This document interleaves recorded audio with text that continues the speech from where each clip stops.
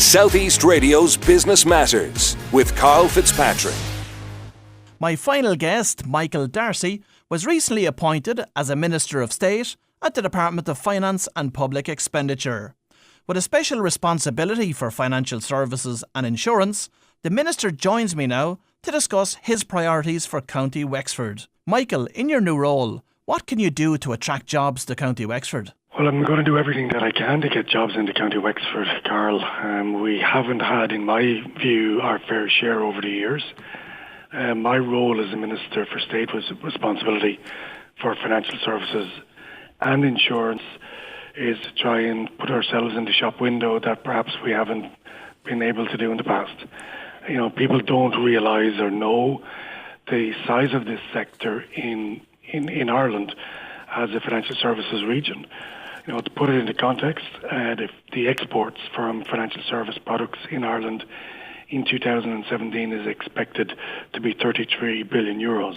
We are currently the fourth largest exporter of services in the European Union, and you know, in a very short period of time, the UK will leave the European Union and will become the third. So we're up there as a regional centre competing, but the belief and expectation with a lot of people is that it's all in County Dublin and it's all on the docks on the River Liffey. That isn't the case. There's a huge number of jobs, the length and breadth of the country. I'll give you a couple of examples. In Letterkenny, you have Primerica with 1,500 staff, Optimus with 1,500 staff. In Killorglin, a small town in County Kerry, 1,000 staff, and lots of other examples. We have good examples in County Wexford with BNY Mellon. We have Zurich, and we have a pretty significant insurance base in Wexford town primarily. You've spoken out recently about the IDA's lack of a regional focus. Has their appetite for bringing jobs to County Wexford improved in recent months? Well, certainly my appetite is pretty strong to try and get jobs into County Wexford. As a result of my coming into this role, we're going to be holding a national conference in Gorey, in the new lab, the Hatch Lab in Gorey, on the 2nd of October. At that conference will be national players. Martin Shanahan, CEO of the IDA, will be attending. We'll have senior people from Enterprise Ireland. We'll have senior people from the Central Bank of Ireland. Deputy governors have invited the governor to come down and to bring people out of County Dublin, bring them into regional Ireland and show the product that's available. The criticism I had in the past was that there wasn't space available, but currently now we have space available in County Wexford, in Gorey town, that's ready to go immediately. So that's the start, Karl. We are working on other property solutions in the county, and until you have space, well, you don't have a product. If you don't have space for somebody to put their jobs, they just go somewhere else where there is a space. So I think we're fortunate to be able to provide space. I certainly feel I'm in the right place to encourage these people in those important government agencies to have a look at Wexford and show exactly the type of product we have available. And is there much interest from financial services companies coming from the UK? There is, absolutely. IDA and the Central Bank of Ireland are in conversation with over 100 companies who will require a change and alteration in their European business. After March 2019, the UK will leave the European Union. That creates difficulties for some of those financial services companies. Those difficulties have to be sorted out by some manner or means. And some of it will be to passport their company into the European Union. And we've put our hand up here in Ireland. And as I said, it is Ireland. It isn't just Dublin. And we're saying, well, there is space available, there is staff available. And if you want to transfer from the United Kingdom to a European jurisdiction, well, Ireland is a really good place to do it. And there are huge benefits by going into non-Dublin, into the regions. And some of those benefits are the retention of staff, the quality of life issues. Dublin is practically full in so many ways. It's difficult to get around it. Properties are expensive. and there isn't always commercial real estate available. So we have these spaces available in Wexford now. We have a hugely impressive workforce with a very impressive skill set. And these are really important factors that you cannot ignore if you want to attract a company of that calibre somewhere else. And of course, one of the criteria that those companies will be looking at is connectivity in and out of County Wexford. Now, the Gorey to Rosslare Rail line was making the headlines again recently for all the wrong reasons, with rumours rife that the line will be closed in the not too distant future. What are you doing to ensure that this does not materialise? Yeah, well, this comes up about every 2 years, Karl, as you know. Certainly I don't believe that is the case. It comes up as a result of it being one of the poorest performing lines. There hasn't been any change in that. And the reason there hasn't been any change is that Iron Road Éireann haven't been prepared to promote the line better, put in place a better timetabling structure, so that if somebody gets on the train in Rosslare, they want to be in Dublin for work. They can't do that currently. So that means people use alternative methods of getting to work in Dublin. So I don't believe that will happen, especially right now in relation to Brexit. Rosslare Europort will, in my view, become very, very important. We don't know what the outcome of the negotiations is going to be. We don't know will the United Kingdom stay in the customs union and the single market. If they don't, the transfer of goods that currently happens from Ireland to the UK with lorries and trucks who transport across the landmass of the UK and then go across and over across the English Channel. Well, if there's going to be a significant change, that will stop. So if that stops, the fastest way of getting your goods to the continent of Europe will be through Rosslare to Le Havre. And certainly I don't believe that anybody in their right mind would consider downgrading the rail link into what will potentially be the very most important port in Ireland in relation to transfer of goods from the island of Ireland to the continent of Europe. While on the topic of Rosslare Europort, it's been widely acknowledged that the future of Rosslare Europort will be dependent on the amount of investment that goes in to develop the port itself. Now, you're in a unique position at the moment, working side by side with Minister for Finance Paschal Donoghue. Surely it's an opportunity for us in County Wexford to secure the funding required to develop one of our most important infrastructural assets. Absolutely it is, but right now the concern is that money is particularly tight running into this budget 2018. I think the numbers are out there. You're looking at about 300 million euros in relation to current expenditure. We will be looking at the capital programme subsequent to budget 18. We're just focusing on the budget right now. The capital programme will flow pretty soon after budget 2018, which is the 10th of October. And what can we expect from budget 2018? Well, that remains to be seen. You know, I'm not really in a position to be able to elaborate on that, but we know there are a number of items that will happen. One is we will continue the commitment that we have with other parties within Dáil Éireann, that the 2-to-1 will apply that for every €1 in tax reductions, that there will be €2 in expenditure, and that ratio is going to be maintained. And we will ensure that will be the case. We will also ensure that we have a commitment to balance the budget for 2018. That will happen. But realistically, what I see the 2018 budget is that it will be a signalling budget of where we want to go into 2019 and subsequent budgets at that stage. My own very strong personal view, while this isn't concluded and the budget arithmetic isn't concluded, is that the working middle, the people who have in effect paid for this recession, the people who pay a lot of tax, will have the opportunity that they will pay less. It won't be an awful lot, but it will signal the direction that we expect budget 19 and 20 to go in.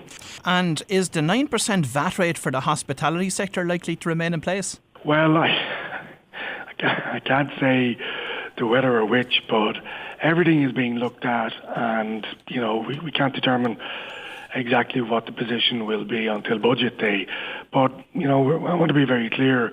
The 9% tax rate was really, really important for the hospitality sector, going back to the point when we brought it in 2011. If you remember, it was paid for out of a levy out of people's private pensions. So it wasn't just a figure plucked out of the sky. It was paid for by others. But it was really important to keep people in work. And it did. It kept a lot of businesses would tell me, it kept their businesses afloat, gave people a little bit of encouragement to go out and spend. They saw the government was prepared to support the sector by reducing VAT. And, remains to be seen whether it will change or not. It was to be a temporary reduction. And that's unquestionable. Whether we can change it now or not remains to be seen. Now, Brexit has the potential to have a catastrophic effect on employment throughout County Wexford. But in your opinion, what is going to be the outcome of the Brexit negotiations? Well, that's a really difficult question, Karl. Nobody really knows. I have to be honest with you. I can offer an opinion. So I don't think we're really going to get down to negotiations until the German election ends, until the UK conference season ends. I see a pretty chaotic period before that and after that. At that stage, a little bit of common sense, I think, will prevail. Negotiations haven't been good to date, and the clock is ticking. My personal view is that absolutely not to have a transition period after March 2019 would be very detrimental to the UK economy, to the people of the UK, and equally to people throughout Europe, because it could have that destabilising effect. Now, the creation of the University for the South East has been mooted for some time, but how likely is it to happen? Because it would certainly aid Wexford in attracting financial services companies to the county. Yeah, well, one of the things that I'm seeing, as I've said, I've been all over the country promoting financial services, and I was very eager that I would get out into rural Ireland, into the regions. I've been from Gweedore to Killorglin to Clonakilty and back to Dublin. And one of the things that I see very clearly is the interaction between a third level of any hue and cry, whether it's a university or it's an institute of technology. There is a very, very positive interaction between industry and those colleges. And it's something that I would like to see very strongly. Wexford Town in particular has a very strong insurance sector, and it's an area I see Northern Trust in Limerick, and I see how they interact with University of Limerick and the Institute of Technology in Limerick. And I see Letterkenny IT, and I see Primerica in Letterkenny. I see how they interact, and the interaction is just phenomenal. The flexibility of the college, in which that if there's a product that the industry needs, they sit down, they meet, they discuss it, they design a course, and they put a course in place so that they can bring people and upskill people into a position that they're able to be really a valuable commodity, a very valuable resource to the company. And I'm somebody, I've pushed very strongly over the years for a very legitimate university, a regional university for the South East. I've said pretty bluntly, I just don't want a university for the South East to be a change of name for Waterford IT. I want it to be a legitimate interaction between Carlow IT, Waterford IT, and the services that we can provide in County Wexford. So how likely is it to happen? Because people are losing faith in the process. Yeah, well, I think it will be likely to happen, but it won't be just the interaction between us and the South East. The legislation will merge a lot of those ITs together, and you will have those ITs. So instead of just being individual institutes of technology who operate on their own, they will merge up all over the country, and they will become a regional type of university. And as you're aware, youth unemployment is a major issue across the county. Many countries, such as Germany, tackle this through their apprenticeship schemes. However, out of a total of 40 apprenticeships in Ireland, only one apprenticeship can be completed in County Wexford. How is this the case? Yeah, well, we've been particularly poor in relation to apprenticeships all over the country. And my view, and I've held a very strong view, it isn't just youth unemployment, in my opinion, Karl, that we have a lot of people who are underemployed, a lot of people who are lots of abilities, lots of intelligence, who that if we give them the opportunity to reskill, retrain, they can reskill themselves and upskill themselves and get them into so many different sectors. That I think if you've listened to anything that Richard Bruton has been speaking about, on every occasion he talks about education beyond secondary level. He's talking about apprenticeships and third level education. So I think there is a renewed focus in relation to education beyond post-primary, which is really important to me. One of the things that I'm very pleased with is that the Financial Services Centre the Financial Services have established an apprenticeship model, and that's in cooperation with IBEC. It's only started. It has started with a modest number of places, 80 places, but like all these things, I think you can start small and grow. My question comes back to County Wexford. Is there an opportunity for us to have increased investment into the infrastructure in County Wexford so that County Wexford is in a position to increase the number of apprenticeship schemes that it can offer? No, absolutely. One of the criticisms that I've had when I went looking at this, there was pretty exciting views in relation to what could happen with St. Senan's. And the Department of Education don't have a capital budget for what I call the area between secondary education and third level education. So that space for apprenticeships, for the ETBs, there just isn't a budget available. And unfortunately for those of us in Wexford, we've never had the opportunity because we don't have any third level institution within our county that was established. We have some courses from other third level institutions based in County Wexford. But I think it's something that we are looking at a lot more strongly than we have done in the past. And I think we'll have more apprenticeships in the future. Now, final question for you this morning. There has been lots of talk about the redevelopment of the Market House and adjoining properties on your own hometown in Gorey's Main Street. It was mooted that well-known developer Harry Crosby wishes to create a Vicar Street South-style property on the site. What involvement have you had in relation to this project? Yeah, over the years, I think this idea has been on the cards since 2011. As you know, the local authority owned the building, they owned the ground out the back, and they've also CPO'd other lands to consolidate the site. So the site is now consolidated. Wexford County Council have gone out on a consultation to try and to put in place the opportunity for people who have views, opinions of what can go there. I think that was out about maybe 7 weeks ago.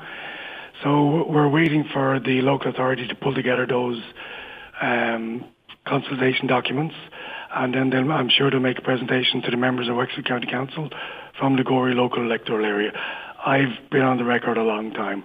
I think a project of that nature on the main street of Gorey would be a huge benefit for our tourist attraction. In my view, the tourist model that we have is dated at this stage. We haven't added to it. We've added a couple of hotels, which are a huge welcome by all means, but we haven't added to the tourist benefit in North County Wexford, and that's something that would be a huge benefit. Southeast Radio's Business Matters with Karl Fitzpatrick.